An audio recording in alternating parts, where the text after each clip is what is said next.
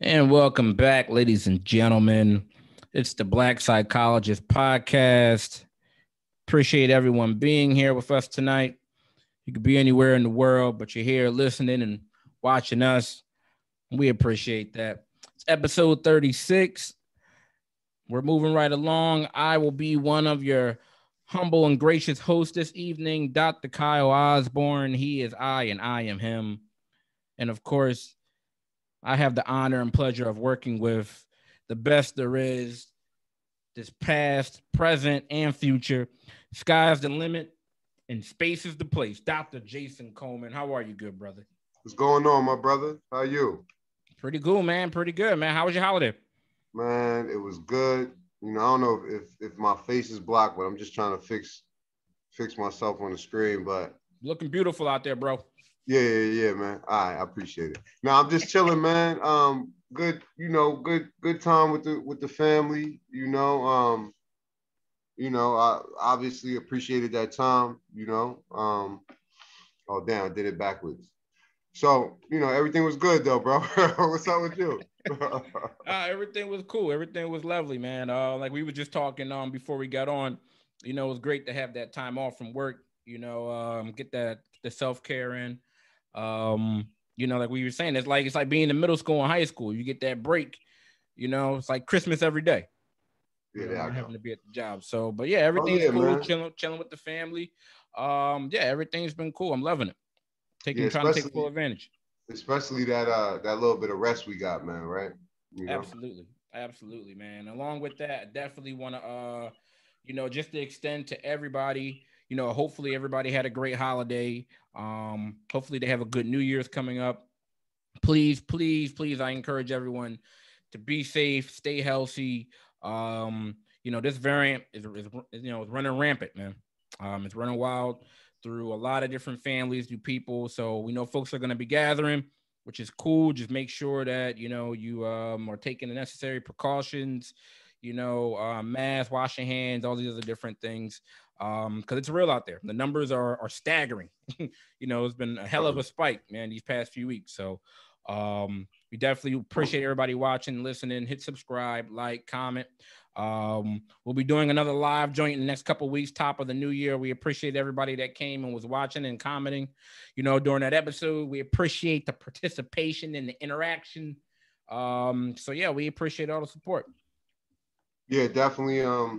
Before we get started, we just of course I always want to thank everybody who takes the time to listen. Always appreciate that. Please continue to like the videos, share the videos. We've been getting some good feedback either via email or DM, so we appreciate that. And like we said, we're gonna keep the content coming. We appreciate it. And like I've gotten a few article suggestions in my email and stuff like that. That's been great too. So appreciate it. Yeah, keep it coming, man. Appreciate it. All right, now jumping right in. All right, so Jay, we left off talking about BTS last episode, and I'm sure they're probably in your playlist right now. So I don't even got to ask about that. So we're gonna stay with the on the topic of music. So popular music artist Billie Eilish, recently opened up about how watching porn at an early age has impacted her mental health. In a recent interview, Eilish stated that she started watching porn when she was 11 years old and that she believed that it destroyed her brain. So she says during the interview, I used to watch a lot of porn, to be honest. I started watching when I was like 11. And I thought that's how you learn how to have sex. I didn't understand why that was a bad thing. I was watching abusive porn, to be honest, when I was like 14. It got to the point where I couldn't watch porn that wasn't abusive because it's all I found interesting. I was like a virgin, or I was a virgin, and I had never done anything. And so it led to problems that the first few times I had sex, I was not saying no to things that were not good. And it's because I thought it was what I was supposed to be attracted to. Right. And she also indicated throughout the interview that she also has problems with the way pornography depicts women's bodies and different body parts. She noted that's not what women's bodies look like. We don't come like that. All right. So, Jay, as you were reading through this article, what was your take on things? I mean, listen, this is a familiar conversation that I have with parents a lot of times, especially when we're talking about like problematic sexual behavior with adolescents, or if we're just talking about whether it be inappropriate touching or just exploratory type behavior, right? So again, you don't want every situation is different, right? But a lot of parents look at their children viewing pornography, and I mean, I'm using the word child loosely, right? So adolescents viewing pornography, meaning like teenagers, as mostly like exploratory and kind of innocent to a certain degree, right? Right. And it can be, right? Meaning like it can be an exploratory thing that, adolescents are interested in their bodies, they're developing sexual feelings. So it's not unnatural to want to look at, people's bodies, right? Where it becomes problematic is obviously, when we start looking at this article, average age of exposure for boys is 11 to 13 years old, right? First exposure. Girls, they have 13 to 17 years old. This is just what people are saying, right? And then we have to look at the ease that we have in terms of accessing certain things in terms of the internet, right? Like with phones, tablets. I've even heard of kids accessing pornography over like playing like Xbox Live and stuff like that. I don't even know how you do that, but like that, right? So the access is there, right? But I think the problem, I think, with exposing the children to pornography that young is that, obviously they don't necessarily have the capacity to like comprehend and understand that it's not necessarily real relationships that they're seeing, right? So you see this with if you sit in my chair, what you see is, this pattern of kids that, they're seeing unrealistic scripts on the screen, right? Of how whether it be women or men react to individuals touching their body, right? How consent is demonstrated, right? How sexual acts are initiated. All of these things, they're unrealistic scripts that are usually, reoccurrent in pornography, right? And it's very easy to kind of misinterpret that if you start looking at a certain type of pornography, right? Like pornography that is violent, right? Because you're not going to see people consenting and all of these type of things, and it could be very easy as an adolescent or a teenager to internalize this as how normal relationships are supposed to go, right? So it was surprising but not shocking. But what was your reaction? I'll go even further than what you said, right? When we're talking about adolescence, I think it is to the point where you are talking about children. Because like you mentioned, one in Billie's in her situation, she said she was 11, right? So 11 is pretty young. Yeah, that's what the research said. Yeah. Right. So, that's even younger than what they were saying, like 11 to 13, 13 to 17.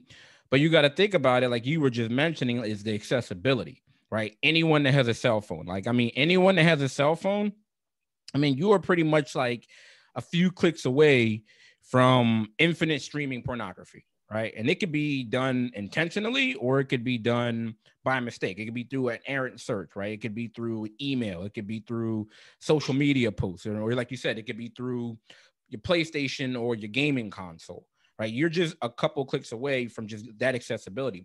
So think about how young people are or kids are when they get a cell phone. You're seeing kids that are 9, 8, 7 years old that have cell phones, or they may get their parents' cell phones, right? If they're sitting there and they're on the phone or they're using it, the mom or dad, whoever's using the phone to keep the kid quiet or the tablet, they may get access to the history. They may get all different types of ways for them to get at. So I think it's happening even younger than, like you said, than it's being reported, right? Because a lot of this is coming through self-report when they're doing a lot of these surveys. So, and that's the issue, and you spoke about this also, is like coming in with that much exposure to that type of content at like a young developmental age, right? We've talked about, like, in our field about the neuroplasticity, where the brain is constantly reorganizing itself. And like you said, at that young of an age, you get exposed to that particular content, like it's no way that a child's brain is going to be able to, you know, process that, right? Like any of those type of content, those values, those ideas learned from pornography are going to have that lasting impact that on that particular child. And that's what Billie talked about, right? She talked about how being exposed to that is what she made sense of it, right? Also, what comes to place is that habits, right? You got all different types of habits that are built during this developmental period of time that manifest into different triggers, right? Into continuing use of the, you know, pornography as people get older. So that's the issue that we're up against, is that accessibility. And I'm not sure, honestly, if there's really a solution to that accessibility. Like there's really no way. I mean, you can put all different types of sensors and restrictions on the phones, and but then you also got to think about like your friends, right? You got going over to your friend's house, or you're borrowing their phones, or your other different things. Like you said, that natural curiosity of, you know, that exposure of the body and what all the other different things. So I think that's the issue, that with this subject, people constantly are going to be, or we're just as kind of as a society, we're going to be up against. And there's not many ways for us to really kind of, you know, combat that type of accessibility, especially when things are getting more and more rapid, right? Things are becoming more and more instantaneous with the way the internet is evolving.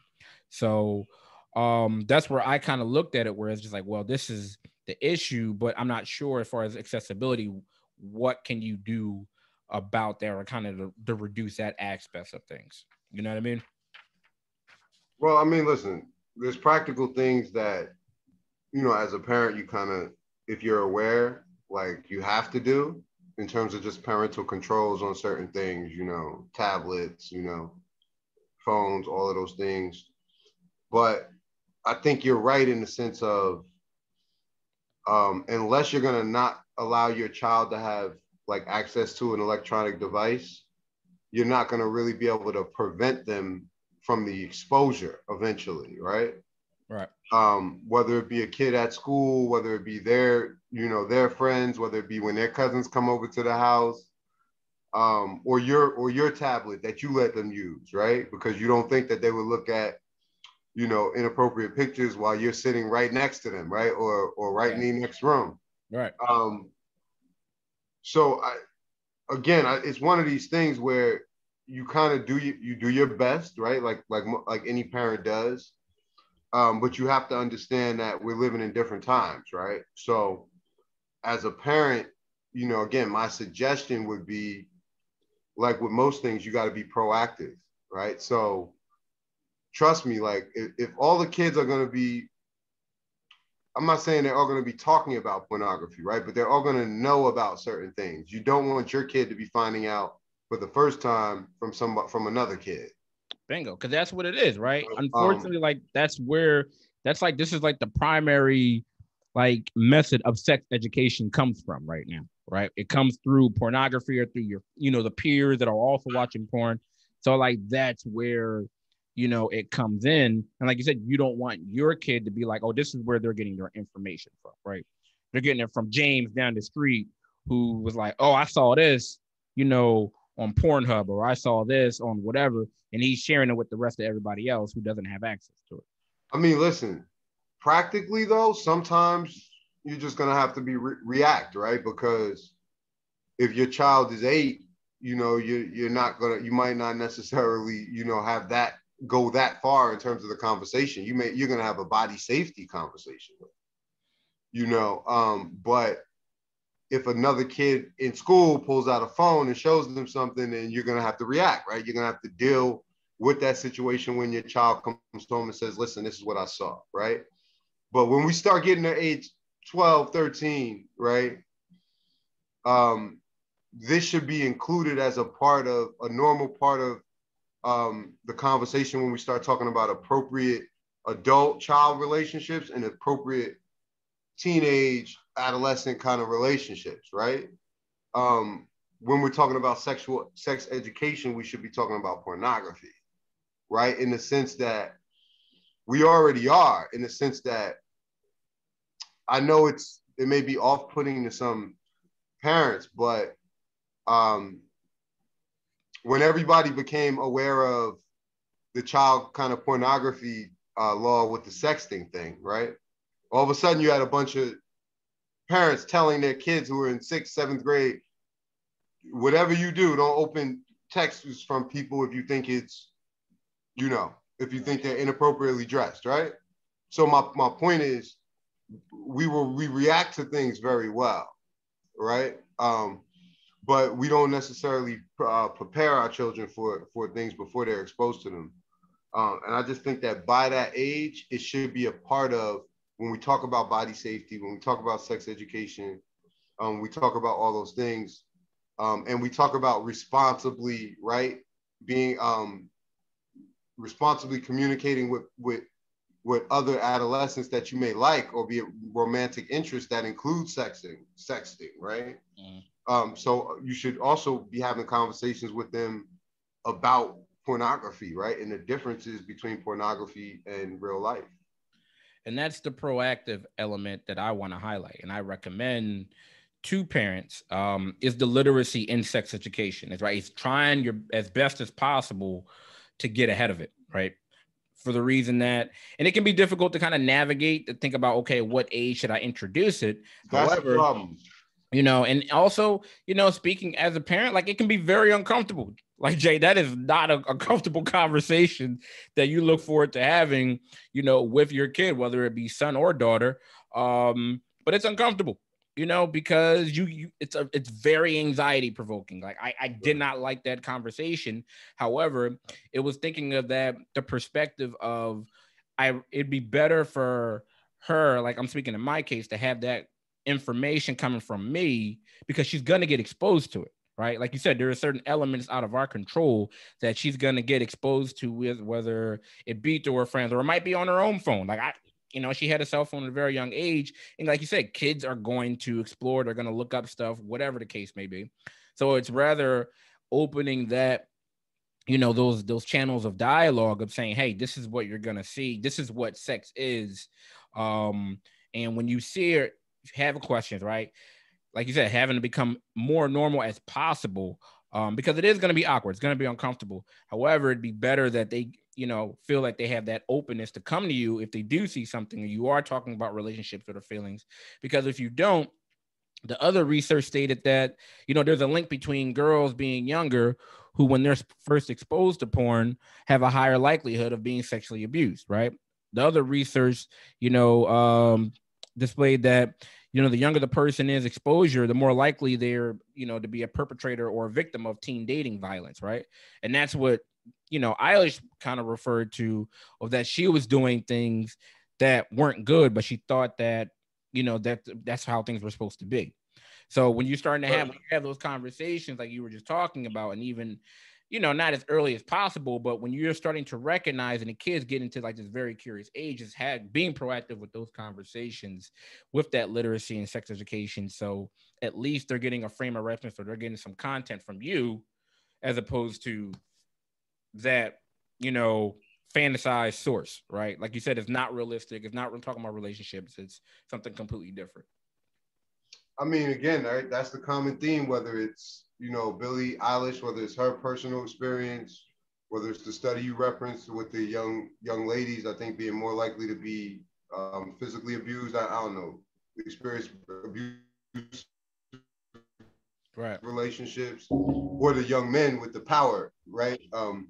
Either way, we're talking about all children that were exposed to pornography earlier than they could really comprehend the content that they were viewing. And it results in what? Unhealthy relationships in one way or another, right? So again, it's just another one of these situations where, you just encourage parents to have that conversation. And if they don't have the skills to have the conversation, or they're uncomfortable having the conversation, then you got to go get help, right? So this is where we get to the point where we talk about why therapy isn't always because somebody has a deficit, right? Sometimes a therapist will help you talk to your child about difficult, transitions or difficult situations, or So again, we are talking about breaking down stigma, right? That's part of why we're doing this. But again, that's a conversation that I have with people frequently, right? Like therapy isn't always about necessarily a deficit, right? Sometimes it's about just building on strengths, or kind of adding something, to the mix, right? And in that case, somebody like Dr. Kyle might be able to help you with that conversation. Absolutely. So yeah, something again, as the internet continues to evolve, this is going to be a recurring issue. So hopefully people do seek out, those type of recommendations that you were talking about.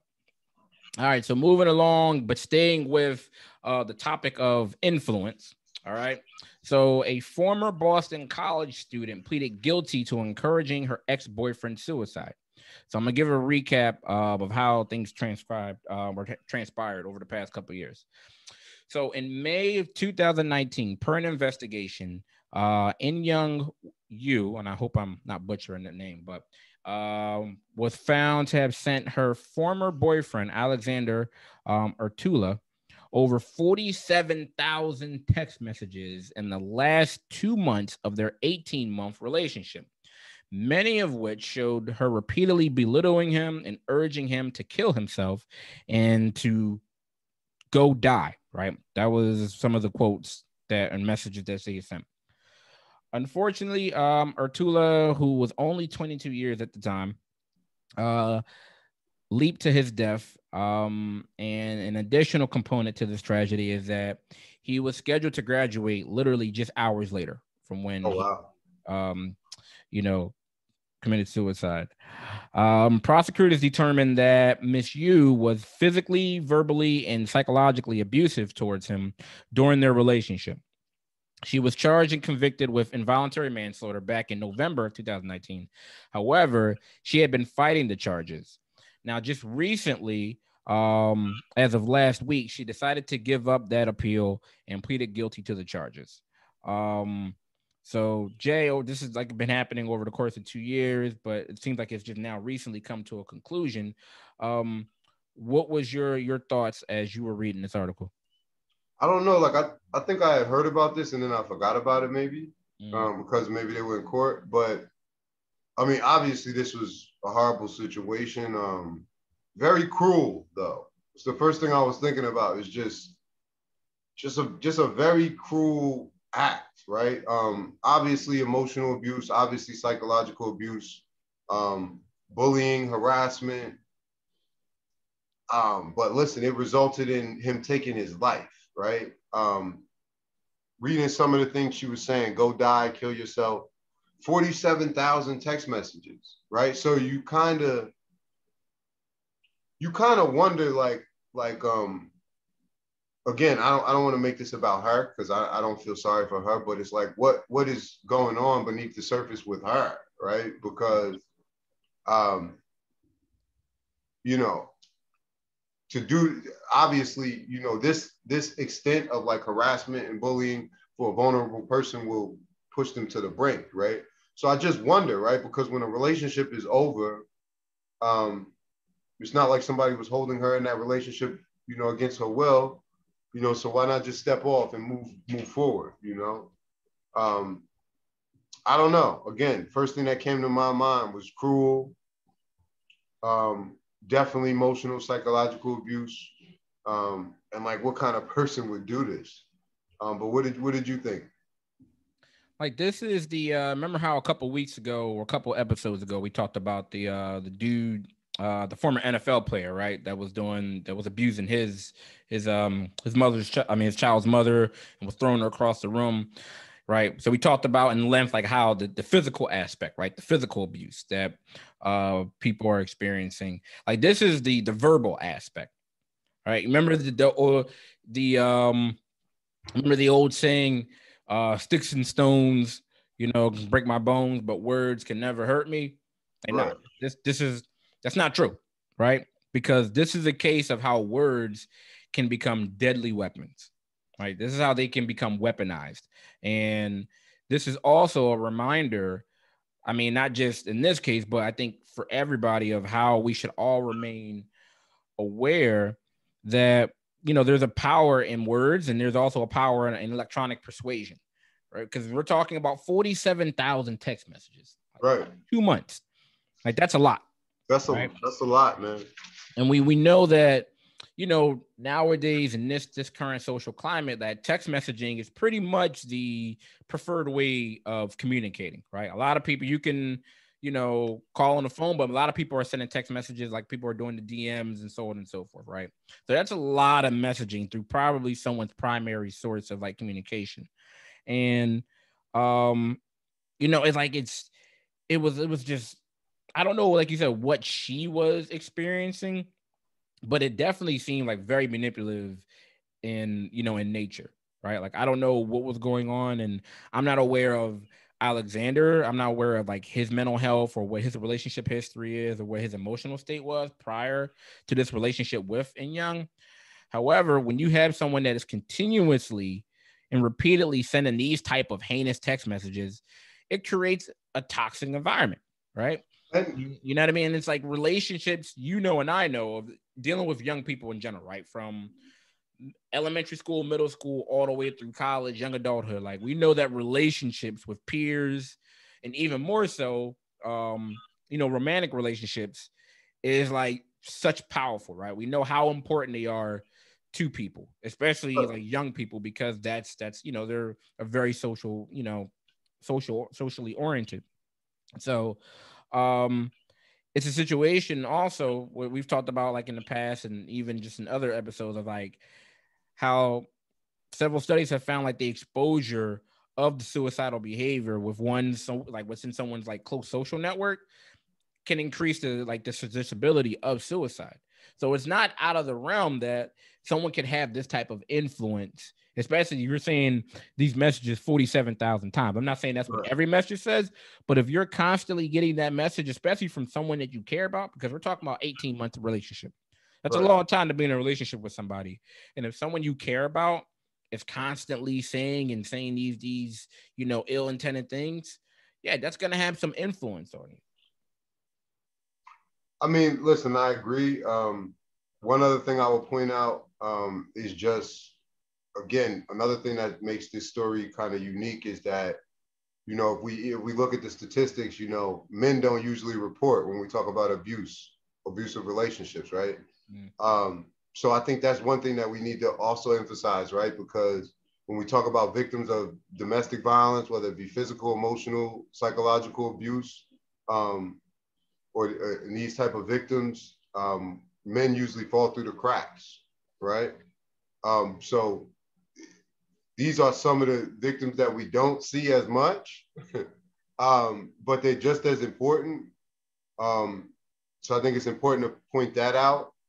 The other thing I would say is, the only kind of thing I could say that was like the most productive thing that came out of this sentence was her being required to go to mental health treatment, right? Because she got a 10-year suspended sentence and she got a 2.5-year suspended sentence, and I think she got 10 years probation or something. Right.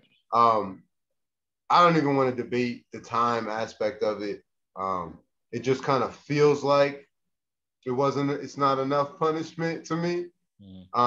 So that's why I said, I feel like the most productive thing that kind of came out of the sentence part is her having to go to mental health treatment, because there's really some things going on beneath the surface with her. There has to be, anybody that does that would do this, right?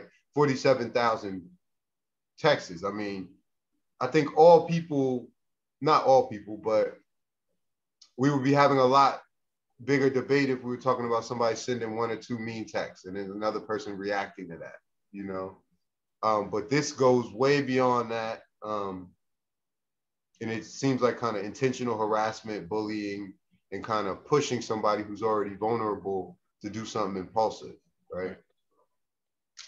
Yeah, it's I want to say that the plea, part of it, the reason why it was accepted is because I think they were in contact with the victim's family, and I think they were okay with it, because I think they were just trying to move through the process of like forgiveness. They stated that that's what Alexander would have wanted, so you know, that was something, because I was along the same lines as you. I'm like, well, this doesn't seem fair, right? It doesn't seem like that was 2.5 years is even enough time.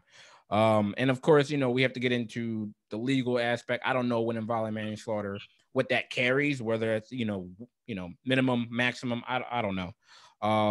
But that was one thing, at least if the family was, was consulted and they were okay with it, then, you know, I guess you kind of let things be. But this highlights that, and I'm not sure that an example like this will make it across like airways and will gain a lot of attention, although it should.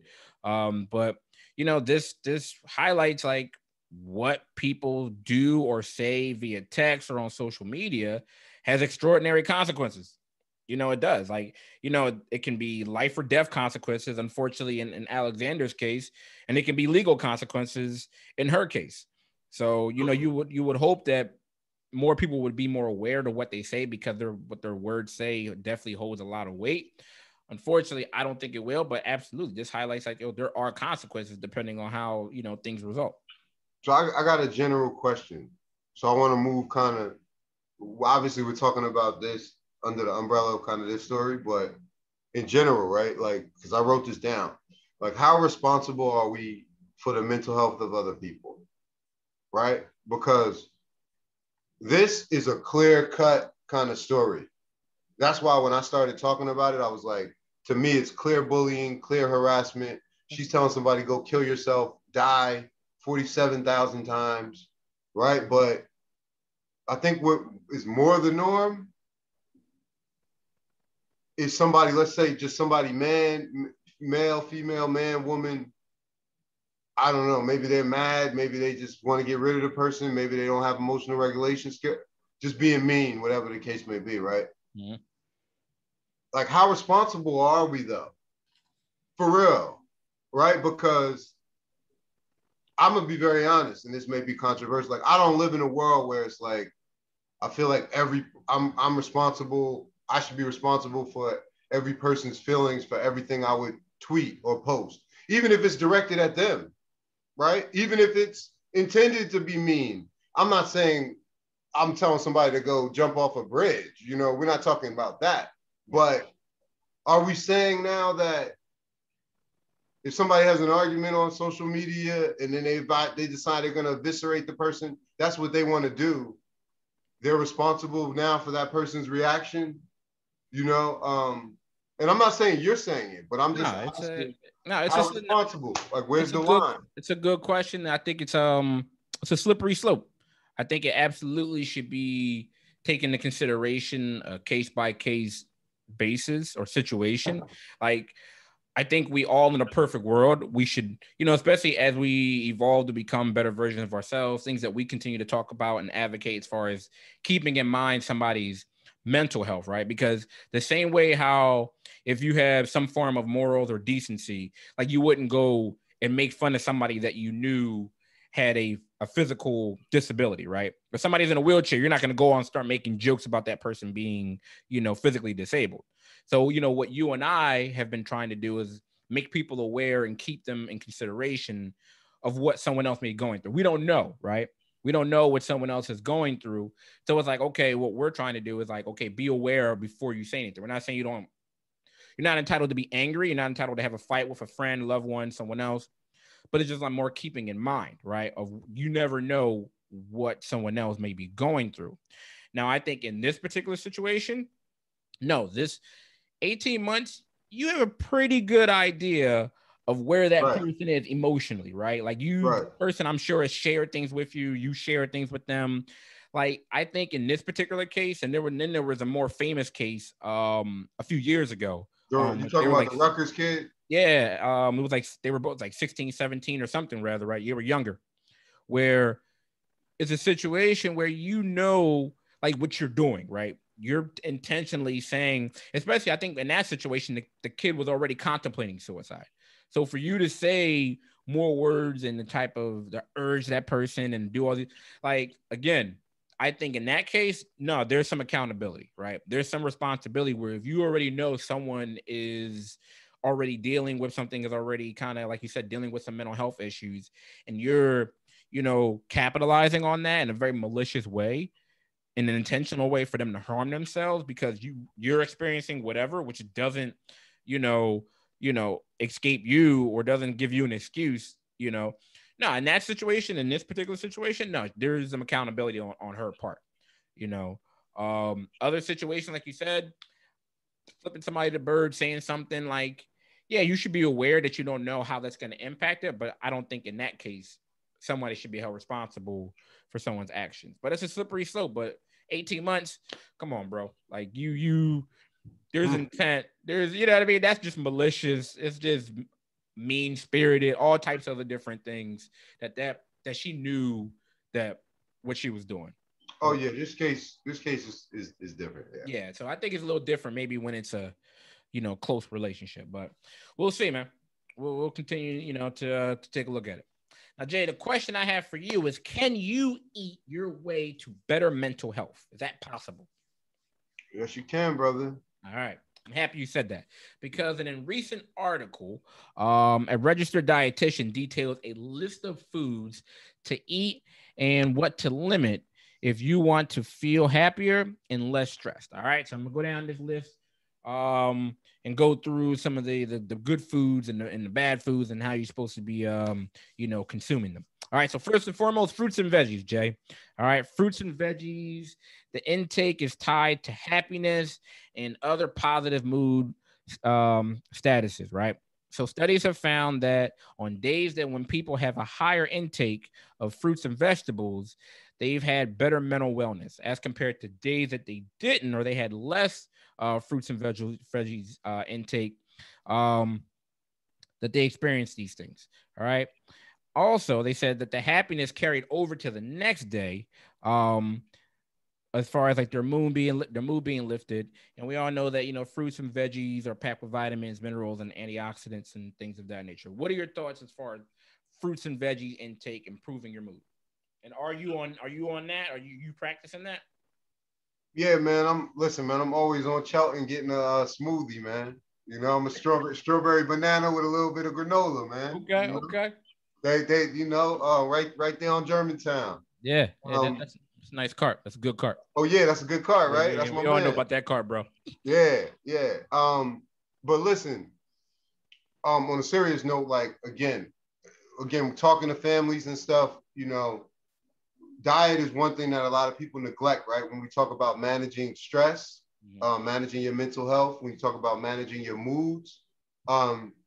So again, it's one of these things where when we talk about like having a coping kind of basket, you want to be able to soothe yourself through all five senses, right? That's how one way I put it. So fruits and vegetables are a good example, right? Drinking tea, chamomile tea, right? That's one way I like to do it. Mm-hmm. Again, one thing they talked about in this article that was important is, everybody can relate to how it feels to be dehydrated, right? And how that can impact you physically in terms of somatic symptoms and feeling cramped and all of these things, and how it can impact you cognitively in terms of your concentration, right? So diet is important, right? When we feel hungry, when we feel thirsty, when we feel tired, and we start to feel more anxious, we start to feel more irritable. It affects our decision making and right on down the line, Absolutely. So the drinking more water has been linked to significant mood improvements. It could also, the lack of water contributes to problems concentrating and increase, like you said, in tension and anxiety. It also mentioned boosting your omega-3 intake, right? So that's the fats that are found in seafood and in walnuts, right? They even said that having a serving of walnuts is more likely to have a greater intent as far as like having higher energy levels, greater optimism, and in women, less hopelessness and improvement in mood in men. All right. Okay. So those are a few good things. Now I'm gonna be honest with you. I don't like veggies, bro. I don't like them. I hate veggies. I'll tolerate like broccoli, some carrots. I don't know if corn pudding counts. I've been eating a lot of that, you know what I mean? But probably corn pudding does not count, brother. Yo, we're gonna start keeping a list of all all the strange stuff that you got going on, man. Hey man, listen, I'm a meatitarian, bro. So I'm heavy. I eat, the meats, the protein and stuff like. But I can't. Veggies don't do it. I got to get better with that. I'm gonna start keeping a list, man. Yeah. All right. So the foods that we need to watch and limit are you need to limit your added sugar. All right. So I got to fall back. Like when I'm doing like my tea, I add a whole bunch of sugar to the point that it just becomes, do you want some tea to go with your sugar? So I gotta fall back on that. Eating fewer processed foods. I got to chill on that. Cause I listen, pop that thing in the microwave or in the, or my, what's the name oven? What's that joint called? My, things like a miracle joint. The air fryer. Oh, the air fryer. Yo, listen, bro, everything. Yo, but why would you put processed food in an air fryer? Because I can. Because it's air fryer. You put everything in the air fryer. The purpose of the air fryer is for it to be healthy. Bro, I would put cereal in the air fryer if I could. So why would you put, if you eating bacon? Yeah. If you're gonna eat bacon, I ain't got nothing against nobody that eats bacon. So yeah. I don't eat bacon, bro. Come with it. Listen. If you're gonna eat bacon, then just throw it in the pan. Why are you worried about oil? Air fryer is greasy bacon. That's fine. The air fryer makes everything better. Oh man, get out of here. Listen, listen. So, all right, I'm a work in progress, bro. But the air fryer is magic. That's like sitting down, eating a bacon double cheeseburger and having a Diet Coke, man. Get out of here. Man, look, I ate cherry Pepsi. Forget the Diet Coke, yeah, right? Have no more than 2 servings of red meat per week. Consume alcohol in moderation and keeping tabs on your caffeine intake. All right. So those are the foods that we need to watch limit. So this is a pretty, this is feasible. But like you said, you have to look at it from the holistic sense. It's not just, as far as what your mental health is, not just what the information that you're getting from someone like yourself or someone from me, and coping skills and strategies and things of that nature. Like it also, like you said, is eating. Eating has a big impact, like how we just kind of detailed it. So it's the whole approach, right? It's the whole, it's your mind, it's your body, and all these things. So yeah, I'm gonna get better with this, Jay. All right, I am gonna get better with this. Everybody out there, don't be like me as far as ignoring veggies and using the air fryer to an overextension, okay? Because you don't want to be like me. Making bacon in the air fryer. Hey man, listen, I'll put Cheerios in there if I could. All right. All right. So the company, Bro, you terrible, yo. The company Revitalists recently announced that they have entered a partnership with MetaChain Technologies, okay, to develop virtual mental health clinics in the Metaverse with real-time patients and mental health professionals. All right. So I'm gonna break it down what the Metaverse is. So the Metaverse is an expansive network of real-time rendered 3D virtual world that allows real people to gather, socialize, play, and work with other people who aren't in the same physical space. Mm-hmm. All right. So the way the Metaverse, okay, the way it works, it's entitled Revitaland.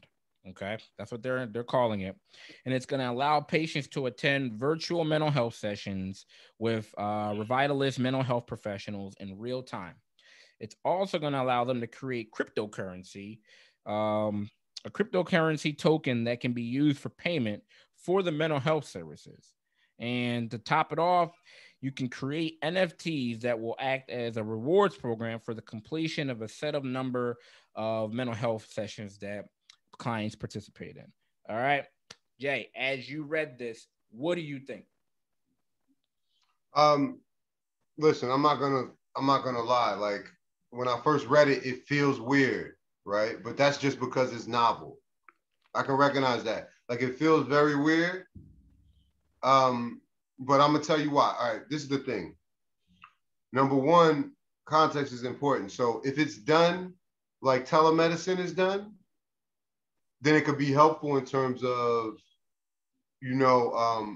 taking away borders, right? So we're talking about people in rural areas, the doctor can come to you, you can come to the doctor. It may allow people to have certain access to specialists they weren't allowed to have.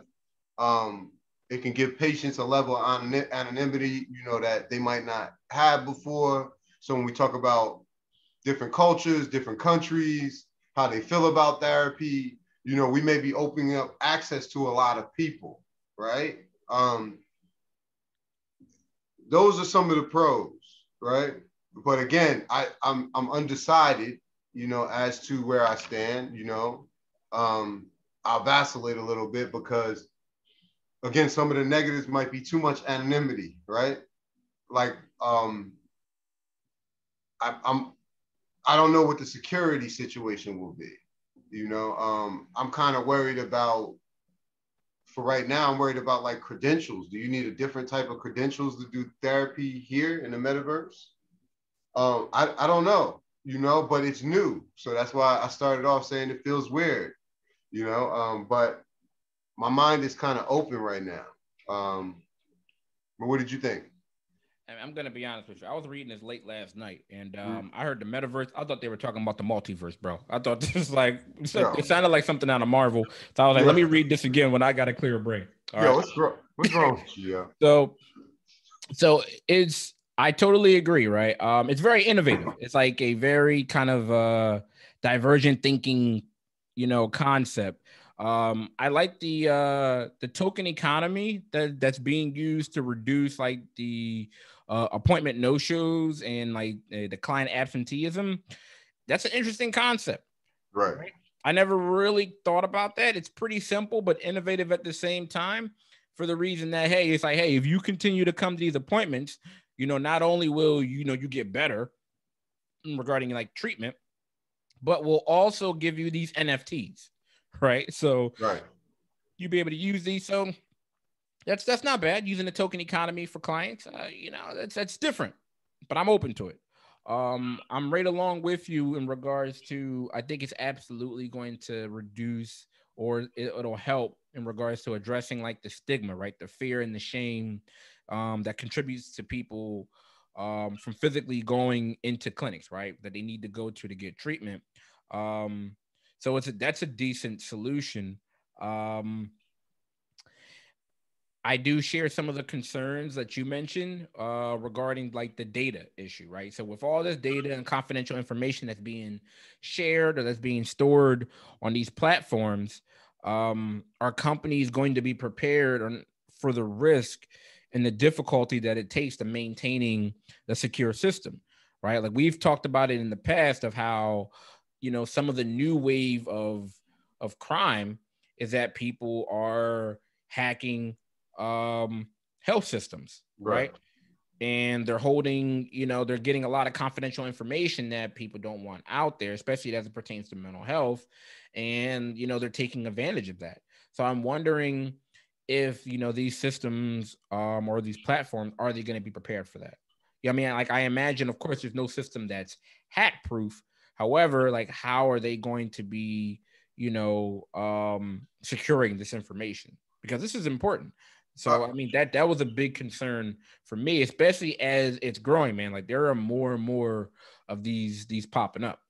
And this is gonna seem like a very dumb question, right? But you know how on Facebook or on Instagram you'll get like these DMs or whatever from people that are your friends, right? But somebody's hacked their page and they asking you for $50, right? Have you gotten one of these? Mm-hmm.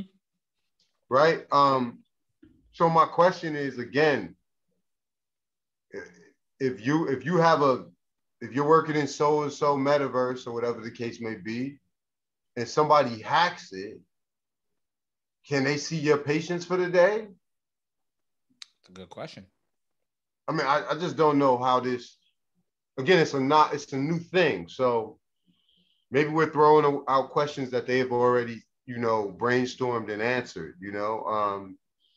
But what's good for like necessarily like social interaction, what's good for business, what's good for connecting people, may not necessarily always be good for like healthcare.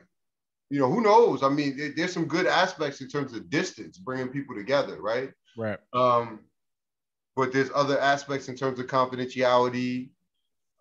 Think about some of the things that we work on in therapy and whether that is feasible in the context of a metaverse, right? The whole aspect, like, yes, you get anonymity.